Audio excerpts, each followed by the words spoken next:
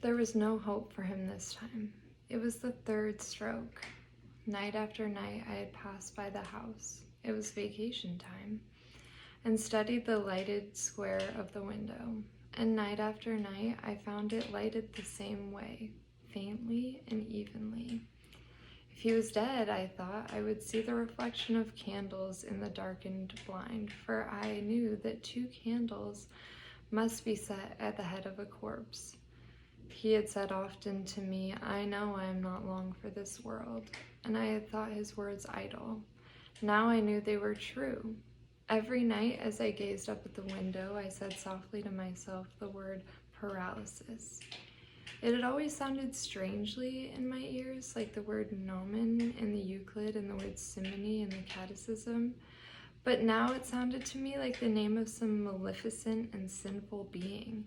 It filled me with fear, and yet I longed to be nearer to it and to look upon its deadly work. Old Cotter was sitting at the fire smoking when I came downstairs to supper.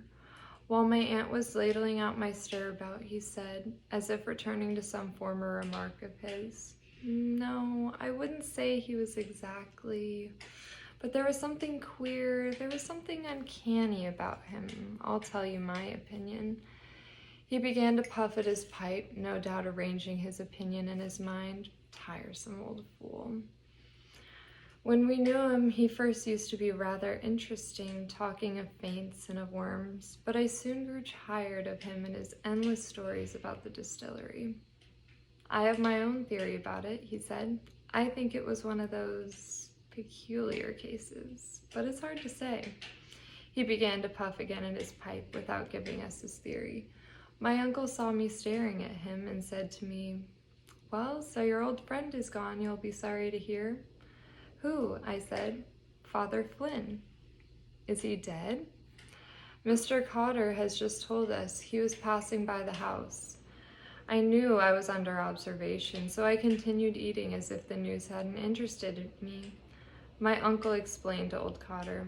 The youngster and he were great friends. The old chap taught him a great deal, mind you, and they said he had a great wish for him. "God have mercy on his soul," said my aunt piously. Old Cotter looked at me for a while. I felt that his little beady black eyes were examining me, but I would not satisfy him by looking up from my plate. He returned to his pipe and finally spat rudely to the grate. "I wouldn't like children of mine," he said, "to have too much to say to a man like that."